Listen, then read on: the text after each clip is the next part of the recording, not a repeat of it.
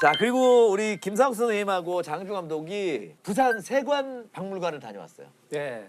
부산 세관 하면 또 범죄와의 전쟁의 한 장면을. 예. 네. 이게 다 뭡니까? 예?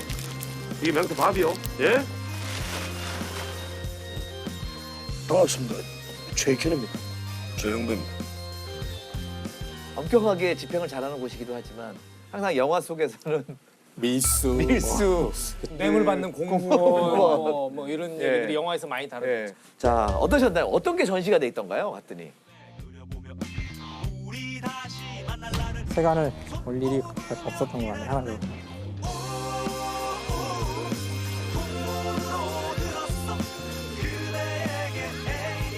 아시죠? 이쪽이래요. 이쪽. 폐쇄네요. 이쪽.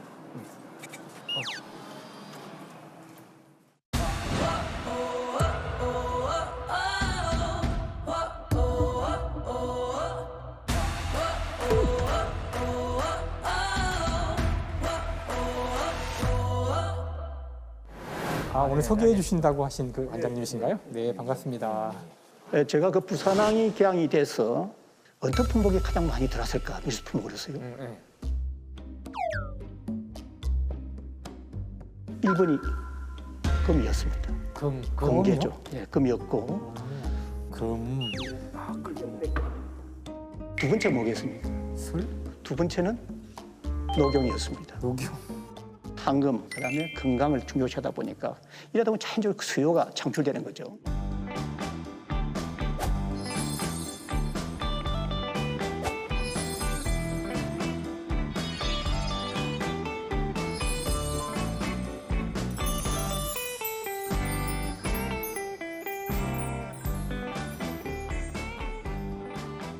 옛날 금괴는 어떻게 숨겼고 뭐 이런 식으로 계속 설명해 주시더라고요.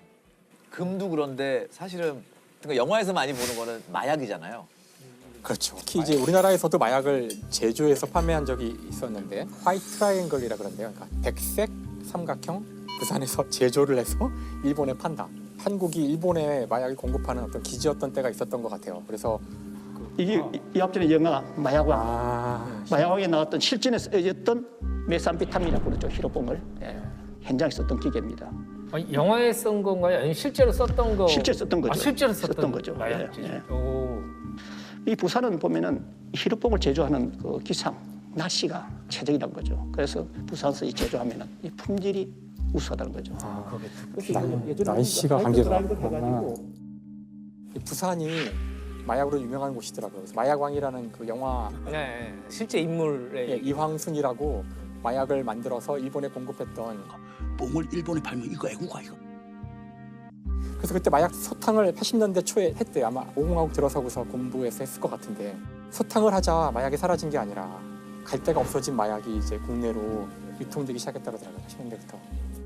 제가 이제 마약 얘기를 좀 이제 하면 어떨까 그래서 좀 마약 공부를 해봤는데 참 안 돼. 근데 마약은 해본 적도 없고 아니, 해서도 안 되는 거고 사실 마약에 여러 종류들이 있는데 주사를 놓는 마약이 있고 주사, 뭐 코로 뭐 그 주사를 통해서 놓는 마약이 이제 아편에서 시작된 건데 아편은 양귀비라는 꽃에서 추출된 마약이거든요. 아편을 이제 농축을 하면 이게 몰핀이 돼요. 그 저희가 전쟁 영화에서 보는 진통제죠. 몰핀을 조금 더 개량할 수 없을까? 그래서 이제 그 여기다가 이제 어떤 화학적 처리를 했더니 몰핀이 엄청나게 막강한 이제 마약이 된다는 걸 알게 돼요. 그 마약의 이름이 헤로인이에요. 아, 헤로인. 기본적으로 헤로인은 몰핀이에요. 그 변형된 부분 때문에 사람 뇌로 침투를 더 잘해요. 헤로인이야말로 마약 중에 마약. 그러니까 영웅이라는 이름이 붙어 있을 만큼. 아, 히로인. 그렇죠.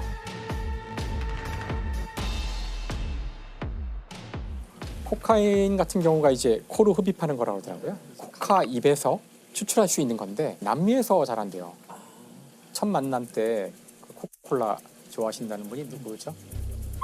코카콜라의 코카가 코카인에서 온. 아, 정말요? 그러니까 초기에는 코카인이 강정제 같이 쓰였다 그러더라고요. 그러니까 원래 마약이 지금은 다 이게 나쁜 거다. 먹으면 안 되는 거지만 처음 나왔을 때에는 이게 다들 되게 좋은 건 줄 알았고 실제 인류 역사에서 마약은 굉장히 중요한 역할을 했다고 알려져 있어요. 아편을 그 19세기만 해도 학자들이 작가들이나 이런 머리 많이 쓴 사람들 그냥 우리 커피 마시듯이 지금 그렇게 많이 했다고 법으로 그래요. 규제하지 않았을 예. 때. 근데 이 두 가지 마약과 굉장히 다른 또 하나의 마약은 완전 화학이죠. 화학이죠. 예. 화학인데 이게 또 갖고 오셨. 프로폰을 갖고 오셨나요? 아, 아니죠. 그랬으면은 정말 아주 리얼한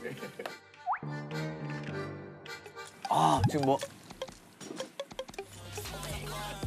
자 이게 저게 필로폰이래요. 얼핏 보면 미완성 벌집 같은.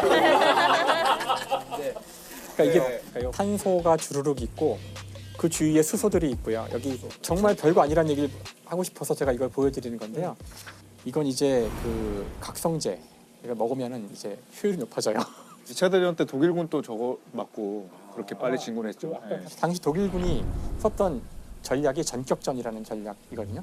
빠른 속도로 적의 전선을 돌파해서 후방까지 쳐들어가는 전략을 써요.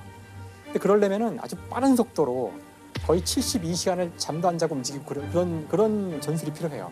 실제 독일군이 그 이제 룩셈부르크 지역을 돌파할 때 거의 3일을 잠을 안 자다시피 하면서 진격을 하거든요.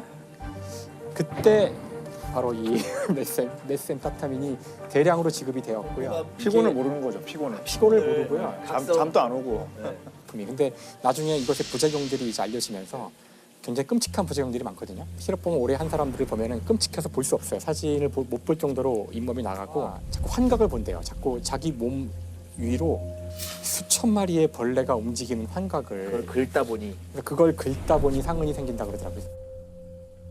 참 안타까운 일인데 이 마약이 20세기 초에 이렇게 많이 만들어지고 많이 보급되고 새 알려지는 이유 중에 하나는 그때가 사람들이 정말로 이제 일을 많이 해야 했던 시기라서 그래요. 기계와 함께 같이 일을 해야 되니까 기계의 주기에 맞춰서 움직이는 거예요. 그러니까 기계는 9시에 시작해서 12시까지 작동되면 나는 거의 맞춰서 계속 일하고 약간 모던 타임즈 같은 거죠. 막 돌아가는. 원래 밤에 해가 지면 인간은 원래 잤어요.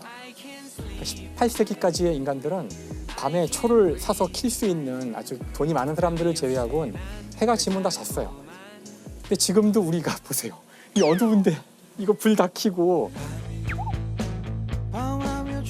이렇게 인간을 자기의 자연의 리듬에 맞지 않게 일을 시키기 위해서 저희는 메스앰페타민 없이 지금 이렇게 열심히 일하고 있어요. 아니죠. 근데 선생님 갑자기 제가 궁금한 게 필로폰은 이름이 왜 그럼 필로폰? 필로포노스란 단어에서 온 건데요.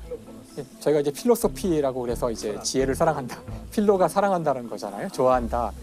뒤에는 포노스가 노동이에요. 노동을 사랑한다. 그러니까 이건 처음부터 이거 먹고 일하란 거예요. 먹고 일해.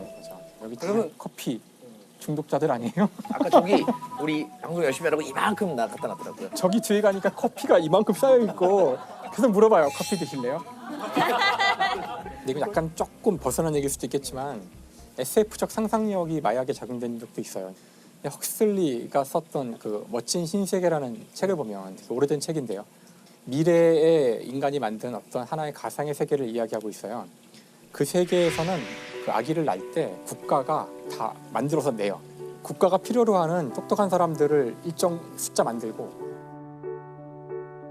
근데 태어난 사람들은 별로 불만이 없는 것이 이 사회가 지탱되는 이유는 바로 마약이에요.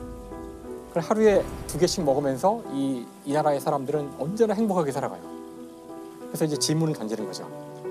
중독되지 않고 부작용이 없는 마약이 있다면 이게 과연 멋진 세상일까 아닐까 물어봐요. 당시에 파문을 일으켰던 소설인데 행복이 그냥 화학적으로 보장되었을 때 당신들은 어떻게 할 거냐, 이 사회를 좋은 사회라고 볼 거냐 하는 거죠.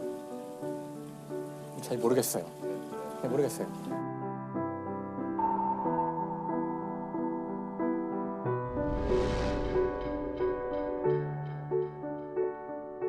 근데 작가가 사실 내린 결론은 역설적으로 제목도 그렇게 사실 단 거고 역설이에요. 결론을 역설이에요. 내린 거. 역설이죠. 네.